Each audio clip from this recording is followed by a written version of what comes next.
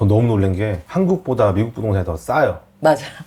그래요? 네. 미드에 나오는 맨하탄 막 이런 건물들 보면 엄청 비싸 보이던데. 비슷하게 우리 한국에 있는 이제 한강변에 있는 아파트들 있잖아요. 그런 게 막 몇십억 한다 그러잖아요. 맨하탄에 그만한 것들이 더 싸더라고요. 그리고 전 너무 놀란 게 한 10채, 20채 정도를 아파트로 부르잖아요. 미국은. 그거를 한국 한 채 살 돈으로 사더라고요. 그리고 수익이, 현금 수익이 훨씬 좋고. 수익률이. 네. 아니 근데 진짜 수익률이 그렇게 나와요? 되게 좋잖아요. 그때 말씀하셨던 거 들어보면 수익률이. 그런 댓글들이 있었습니다. 이게 유지비용이 만만치 않다. 너 한번 경험해봐라.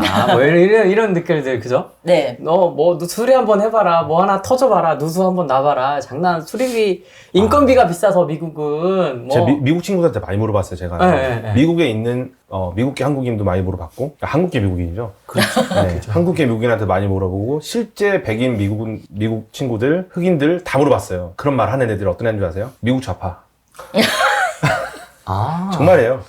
우파와 좌파는 그걸 보는 관점이 달라요. 미국 세법 시스템 자체가 되게 특이하게 되어 있어요. 네. 그래서 세무청에서, 그러니까 IRS라고 그러죠. 세무청에서 이거를 투기로 보느냐, 아니면 투자, 어떤 사업으로 보느냐에 따라서 세금 혜택이 완전 달라져요. 투기로 보는 것도 있긴 하네요. 있어요. 만약에 예를 들어서 그냥 투자를 해놓고 가만히 시세 차익만 기다리는 경우 있잖아요. 뭐, 아, 공실로? 네, 공실로 해놓던지. 우리나라 되게 많은데. 네, 뭔가 노력을 안 한다, 뭐 세입자를 구하는 노력이 안 한다 그러면 그때부터 투기로 해가지고 투자 세금을 먹여요. 3.8%. 네, 그런데 내가 만약에 뭐 세입자를 구하는데 좀 더 적극적으로 관여를 하고 뭔가 사업을 돌린다, 뭐 이런 식으로 뭐 했어요. 그러면 엄청나게 이제 세금 혜택 막 줘요. 뭐 감가상각도 시켜주고, 뭐 27.5년, 주거용은 27.5년 해가지고 만약에 100만 불이라고 그러면 1년에 뭐 3만 5천 불씩 계속 내 소득에서 까나가는 거죠. 그러면 내가 세금 혜택 계속 줄어드는 거잖아요. 네. 네, 감가상각도 시켜주고 뭐 여러 가지 세금 혜택이 진짜 많아요. 그리고 뭐 변호사님께서 말씀하신 게 한국의 사정을 모르신 상태에서 말씀하시잖아요. 저는 진짜 너무 와닿거든요. 그게 맞나 모르겠어요. 내 호실을 잘 나가게 하려고 만약에 가수를 불러서 이벤트를 했어요. 그거 세금 혜택 받아야 안 받아요? 아, 그렇죠, 받죠. 그러니까 이것도 저는 이 마케팅 부분이 너무 자체니까. 놀란 거예요. 네. 아, 그런 마케팅도 합니까? 네. 그러니까, 네, 뭐 어떤 노력, 어떤 그러니까 저는 어떻게 보냐면 전 소상공인 출신이거든요. 제가 이제 예전에 과일 장사를 했어요. 그래서 소상공인진흥원에서 사업계획서를 잘 써서 내면은 지원금을 줘요. 여기 근처도 뭐 모란시장 있고 막 이러잖아요. 그 시장들 보면은 거기는 이제 소상공인 뭐 시장진흥원에서 그 시장에 한 1년에 5억에서 50억까지 그 무슨 시장으로 이렇게 선정만 되면은 돈이 나와요. 그럼 그런 돈 가지고 가수도 부르고 그런 이런저런 이벤트를 하는 거예요. 그러니까 우리나라는 그런 걸 국가에서 막 지원금을 주면서 억지로 하게 만들잖아요. 미국은 부동산 투자자가 그거를 창의적으로 하게 만드는 거예요. 대신 세금 혜택을 주면서. 그러니까 정말 역동적으로 돌아가는 거죠. 굳이 정부가 별 난리를 안 쳐도 알아서 시장이 돌아가는 거예요. 저는 거기서 철학이 이렇게 다르구나 그런 생각을 많이 했어요. 아니, 그러면 좀 절세를 위해서 그런 거를 지인하고 짜고 할 수도 있는 거 아니에요? 지인이 그냥 일반인인데 노래 부를 수도 있잖아요. 후랭이가 갑자기 그냥 가서. 그러면 그것도 절세 혜택에 해당이 돼요? 저는 된다고 봤어요. 네, 맞죠? 맞아요. 아, 그냥 일반인이 해도? 네. 마케팅으로? 네. 그래서 예를 들어서 집을 뭐 리모델링을 하는데 내가 직접 했어요. 그러면 가수, 노래를? 네, 뭐 직접 하던지 아니면 리모델링을 직접 했어요. 네. 그러면 세금 혜택이 없어요. 누군가를 써야 돼요. 타인을? 돈을 주고. 타인을. 그리고 렌트를 줄 때도 월세를 줄 때도 모르는 사람한테, 그러니까 진짜 주택을 공급을 해야 돼요. 모르는 사람한테. 근데 만약에 친구나 지인한테 공급을 하잖아요. 그럼 모든 세금 혜택들이 다 없어져요. 친구인지 아닌지 어떻게 알아요? 알아낼 수도 있겠죠. 뭐 지네들이 알아내면 뭐 계약서는 뭐. 근데 저 같은 경우에는 맨 처음에 투자를 했을 때 그 가족한테 했어요. 근데 그게 걸려가지고 세금 혜택 싹 잃어버렸거든요. 감가상각 싹 없어지고. 그러면 유학 가면 가족한테 그걸 하잖아요. 네, 그런 그거 안 경우에는 돼요. 그건 안 돼요? 네. 그럼 세금 혜택이 없어져요. 진짜 모르는 사람한테 공급을 해야 돼요. 안 걸리면 상관이 없는데 저는 걸렸어요. 그러면 유학으로 이걸 준비하시는 분들은 요 포인트를 꼭 알아야 되겠네요. 네. 요 절세 포인트를. 그러니까 저는 이걸 몰랐던 거예요. 그래서 이게 렌트, 세입자랑 무슨 관계냐고 써내라고 그러는 거예요. 전 모르니까 그냥 친구라고 했는데 싹 없어진 거예요. 알았으면 뭐 짧게 얘기했겠죠. 긴다. 네, 그 관계를 물어보더라고요. 그래서 수업을 할 때도 제가 그 얘기를 계속 했었어요. 좀 되게 계속 공급을 하게 만드는, 모르는 사람한테 그런 마켓을 형성을 해놨어요. 그래서 그게 만약에 안 하고 만약 투기로 보이면 3.8% 투자세, 세금이 또 나오는데 3.8%도 되게 싼 거 아니에요? 한 번 나오는 거예요? 한 번? 아니면 매년 나오는 매년. 거예요? 매년? 네. 총 매매가액이? 네. 왜냐면 양도세가 거의 없으니까 뭐 굳이 뭐. 근데 양도세도 여기가 이제 이제 미국은 이제 혜택을 받을 수 있는 게 좀 여러 가지가 있는데 뭐 1031, 103 익스체인지. 그때 인터뷰에 또 말씀하셨던. 네, 비슷한 가격이나 아니면 높은 가격의 부동산, 투자 부동산으로 갈아탔을 때 이게 양도소득세가 이연이 된다고 했잖아요. 근데 여기서도 좀 팁이 있는 게 그냥 직접 투자하시는 경우에는 집을 팔잖아요. 그럼 부동산을 매각을 하면 그 돈을 한국으로 다시 반환을 해야 돼요. 왜냐면 한국에서 빠져나간 돈이기 때문에. 근데 이제 미국 법인으로 세웠을 때는 그게 상관없이 이제 그 돈을 가지고 다시 1031 해가지고 이연을 시킬 수 있는데 이제 직접이나 아니면 한국 법인으로 했을 경우에는 그 돈을 반환을 시켜야 되기 때문에 1031을 할 수가 없는 거예요. 그런 문제 때문이라도 이제 미국 법인으로 하시는 경우가 많죠. 절세 이런 걸 봐도 생산성이 기준이네, 진짜. 네, 맞아요. 생산성 어떻게 가치 창출을 하면 오케이, 네. 오케이, 네. 열심히 해. 약간 이런 느낌이고 네. 생산성이 없다. 아, 맞아요. 친구가 됐든 뭐 공급의 관점에서든 공실로 놔두든 뭐 이러면은 얄짤없구나. 네, 맞아요. 희한하다 진짜. 그래서 그 한국 분들이 제일 많이 실수를 하는 게 이제 미국에다 투자를 하시고 나서 세금 보고할 때 어떤 걸 하지를 않아가지고 세금 폭탄을 맞는 경우가 있으시거든요. 무조건 한국이랑 미국이랑 같이 세금 보고를 하셔야 되고 세금을 미국에다 내셔야 돼요. 그러면 한국에 내는 게 거의 없어지거든요. 이제 한국 거주자 같은 경우에는 이거 진짜 꿀팁인데 둘 다 신고하고 둘 다 납부를 하긴 하는군요. 네. 둘 다 납부는 하는데 여기서 낸 거가 있기 때문에 한국에서는 거의 안 내는 게 없죠. 근데 미국에서 낼 건 거의 없는 게 이미 마이너스가 돼요. 그러니까 감가상각하고 이것저것 저것 다 빼잖아요. 그러면 마이너스로 남는 경우가 제일 많아요. 내가 수입은 가져왔어도. 그거 미국에서는 내지 않고 한국에서는 순수익에 뭐 20%, 뭐 15% 누진세로 해가지고 내면 되는 거거든요. 그런 식으로 해야 돼요. 그리고 미국에는 그 세금 보고를 할 때 섹션 871D라고 해서 내 수입이 ECI라고 보고를 해야 돼요. ECI가 Effectively Connected Income이라고 해가지고 미국에서 사업을 해가지고 버는 돈이다. 그러면 미국 시민권자랑 비슷하게 세금 혜택을 받을 수가 있어요. 아까 잘했잖아. 윤석열 그 부동산 정책에 외국인 투자에 대해서 이제 투기라고 바라보고 그걸 근절한다는 말을 했잖아요. 그 말을 저는 굉장히 이 수업을 들으면서 저게 잘못됐다는 생각을 한 거예요. 그러니까 왜냐면 중국 돈이든 한국 돈이든 미국에 투자가 들어와요. 그러면 미국 내에서 이렇게 세금이든 돌아가게 만들잖아요. 저 같은 경우도 어떤 것 때문에 미국에 계속 박아두고 싶냐면 260억까지 이제 자녀한테 상속세가 면제가 된다 그러잖아요. 네. 아니 생각해보세요. 한국에 열심히 죽을 때까지 뼈 빠지게 해가지고 한 100억을 벌었어. 근데 거기서 절반 이상을 세금을 낸다? 네. 말도 안 되죠. 근데 260억이 면제가 되니까 내 돈을 다 미국으로 옮겨놓는 거예요. 그러니까 미국이라는 나라가 그렇게 그 국가를 유지하고 지탱하는구나. 근데 개인의 이기심들을 정말 합리적으로 잘 받아준다. 저는 그런 생각을 해서 정말 미국이 최고가 될 수밖에 없다. 그리고 지금 이걸 내가 탓할 게 아니라 우리나라를 위해서라도 미국에 가서 투자를 해야지만 나중에 또 제가 한국에 또 이렇게 이거를 이제 전수해주면서 또 그 부를 또 가지고 올 수도 있죠. 합법적인 방법이 있겠죠. 그런 생각을 하면서 정말 미국 투자를, 한국에서 부동산 투자하는 사람들은 미국 투자를 무조건 병행해야 된다. 저는 그 생각을 했어요. 그러니까 변호사님 말씀하신 게 맞아요. 맞는데 한국 시장을 잘 모르시다 보니까 정말 이게 여기서 얼마나 변칙적인 방법을 많이 쓰고 역동적으로 부를 거머쥐는지는 그 부분을 잠깐 이제 관가하실 수 있어요. 저는 저 같은 경우에는 그래서 한국과 미국을 병행하면서 자신의 부를 축적을 해야겠다라는 생각을 확신을 갖게 됐습니다. 선생님도 그러면 그 소액으로 사실 무슨 엄청난 자산가 이런 건 그럼요. 아니시잖아요. 네. 근데 1,000만 원부터 일단은 공투로 시작을 미국은 이제 1,000만 원으로 공투를 이제 할 겁니다. 하려고 하시는 거고. 네, 제가 이제 퇴직을 준비하고 있거든요. 퇴직하면서 이제 저는 바로 미국으로 넘어가려고 준비하고 있습니다. 아, 진짜요? 네, 지금은 제가 가서 못 보니까 사실 미국 부동산 시스템이 제가 안 가도 되더라고요. 그 중국 사람들도 돈만 보낸다 그러잖아요. 매물도 안 보고. 팔 때까지 안 와요. 네. 비가 새는지 안 새는지 막. 아니 보세요. 변호사가 부동산 매입에 관여하잖아요. 우리나라 비교해봤을 때 우리나라는 공인중개사가 갑이잖아요. 근데 미국은 변호사기 때문에 훨씬 더 안전하고 저는 아무튼 미국 짱입니다. 그리고 지금 뭐 뉴스를 봤는데 뭐 미국 월세 5,000불 이하는 찾기 힘들다 그러더라고요. 지금 요즘. 우리나라로 치면 600만 원, 500만 원, 600만 원이네.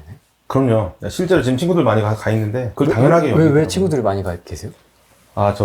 그래도 나름대로 친구들이 글로벌합니다. 네, 저는 좀 그런데 친구들은 좀 잘 뒀어요. 제가 이제 공군 출신이거든요. 공군 학사장교 출신인데 네. 저희 학사장교 한 기수에 한 350명 정도 나와요, 평균적으로. 그럼 거기서 한 30%는 해외파, 그리고 30%는 스카이. 뭐 나머지는 이제 또 이제 지방대긴 하지만은 나름대로 이제 알아주는 뭐 학과나 이런 친구들. 다양한 학과나 이런 이제 그 학벌을 가진 친구들을 군대라는 이제 집단에서 동기생이 됐잖아요. 저 친구들도 굉장히 잘 나가요. 그래서 제가 다이애나 킴 변호사님도 많이 물어봤어요, 친구들한테. 다 맞다고 하더라고요. 미국 법인 설립할 때 설립 자본금은 최소 얼마가 필요한 건가요? 아, 그런 거 없어요. 에? 네, 얼마가 필요하고 그런 거 없어요. 아니 어쨌든 변호사님한테 위탁을 해서 이렇게 해야 되는 거 아니에요? 설립할 때? 아, 그 자기가 변호사 비용을 말씀하시는 자기가 거예요? 셀프로 법인 이렇게 할 수는 없잖아요. 하시는 분도 있어요. 근데 아무래도 이제 한국에서 그거는 조금 네, 한국에서 바로 하기 어려우니까 변호사를 통해 가지고 하는데 뭐 조용히 해, 치치. 밥 살래. 술 먹잖아. 아, 술 먹을 때 건드리면 안 된다. 술 먹을 때 그랬어. 절대 건드는 거 아니에요. 난리 난다. 네. 엄마 술 먹는다. 뭐 그런 경우에는 뭐 변호사마다 조금씩 다르긴 한데 한 500불, 700불, 뭐 1000불 이하로 이제 LLC를 설립이 가능하죠. 그럼 전체 비용이 그러면 그거밖에 안 들어가요? 근데 이제 자본 비용 말씀하시는 거죠. 뭐 그런 거는 이제 마음. 이제 얼마를 투자를 하실 건지에 따라서 좀 달라지겠죠. 만약에 뭐 5억짜리 뭐 집을 구입을 하신다 그러면 뭐 대출 받을 거 감안해서 한 1억 정도 넣으시면 괜찮은 거고. 자본금을 초기 자본금 세팅. 네. 그러니까 자신의 마음이죠. 얼마를 보내실 건지는. 그거 자체가 자본이 되는 거니까. 우리 열공지 형님이 한국인이거든요? 네. 아, 당연히 한국인이겠지? 응. 한국인인데, 자, 미국에 거주한 사람 없고요. 네. 유학 예정도 없어요. 네. 그냥 순수 투자 목적입니다. 네. 소액으로 하고 싶어요? 네. 그 법인으로 이제 시작을 해야 되는 겁니까? 아니요, 그것도 선택이에요. 이게 법인으로 하는 이유가 한국 세금을 접촉을 안 하기 위해서. 저촉. 저촉. 예. 네, 저촉. 개인으로 들어가게 되면, 개인이나 한국 법인으로 들어가면 한국 세법에 따라가야 돼요. 아, 네. 한국 세법 싫어. 네. 너무 싫어. 너무 네. 싫어. 근데 이제 미국 법인으로 들어가면 이제 미국 세법을 따라가니까 아무래도 이제 세금 천국인 미국의 어떤 혜택을 받기 위해서 이제 그런 식으로 들어가는 거죠. 그러니까 한국 세법을 따라가지 않기 위해서 미국 이제 세법을 따라가는 거예요. 한국 그래서 정부에서 삥 못 뜯게 하는 네. 방법이죠. 그래서 미국 법인을 네. 설립을 하는 거를 500불에서 700불 정도로. 예, 설립 비용은. 설립 비용은. 네. 근데 그것도 이제 변호사마다 조금씩 다르고 얼마나 복잡하게 들어가는 거에 따라 다르고 뭐 공동 투자 같은 경우는 좀 더 비쌀 수도 있겠죠. 아, 그렇죠. 네. 그렇죠. 그런데 뭐 간단하게 들어가는 그냥 경우는 개인. 뭐, 네, 또꼬- 1000불 또꼬- 미만으로 또꼬다이. 들어가요. 되게 너무너무 좋은 게 제가 요번에 대구에 강연 가서도 이걸 말씀을 드릴 때 너무 놀라시더라고요. 굉장히 미국에는 놀라요. LLC라는 법인이 있는데 한국으로 치면 법인과 개인 사업자 중간이라고 보시면 돼요. 법인의 어떤 법적인 보호는 받을 수 있어요. 그러니까 내 재산을 건드리지 못하게 하는. 헌데 세금을 낼 때는 개인으로 내요. 개인 사업자처럼. 그 법인 같은 경우는 이중과세의 어떤 위험이 있잖아요. 그래서 법인세를 먼저 내야 되고 그 다음에 배당금을 받으면 또다시 세금을 내야 되는 그런 문제점이 있잖아요. 두 번을 내야 되는. 한데 LLC는 법인의 어떤 장점을 노리면서 개인으로, 그러니까 법인세 안 내고 그냥 개인으로 내는 거예요. 제가 이거 느꼈을 때 어떤 거였냐면 미국에서는 세금 혜택 주려고 혈안이에요. 그 인터뷰할 때도 그 말씀을 하셨거든요. 예. 똑같이 느끼시는군요. 저는 그게 느꼈어요. 아. 정말 어떻게 하면은 면제해주고 싶어가지고 난리를 치더라고요. 그게 그냥 그렇게 하는 게 아니죠. 그게 그만큼 그 국가에 도움이 되기 때문에 훨씬 더 많은 이제 기회비용을 더 아낄 수 있다라고 생각한 거겠죠.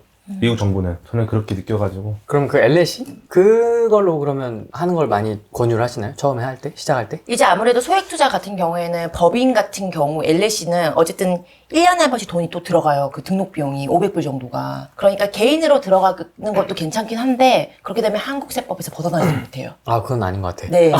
근데 한국 세법 엮이고 싶지 않아. 네. 근데 이제 지금 또 바뀌고 있잖아요. 네. 그래서 어떻게 바뀔지 이게 관건인데요. 이제 새로운 대통령 정권이 바뀌었으니까. 근데 그 전까지는 조금 위험했죠. 아무래도 한국 세법을 따라가야 되니까 수익률도 더 떨어지고. 근데 이제 LLC는 그런 걸 좀 어느 정도는 우회할 수 있으니까 예, 이제 그런 걸 많이 선택을 해가지고 들어가셨죠. 네. 그러면 미국에서 계속 퍼주거든요.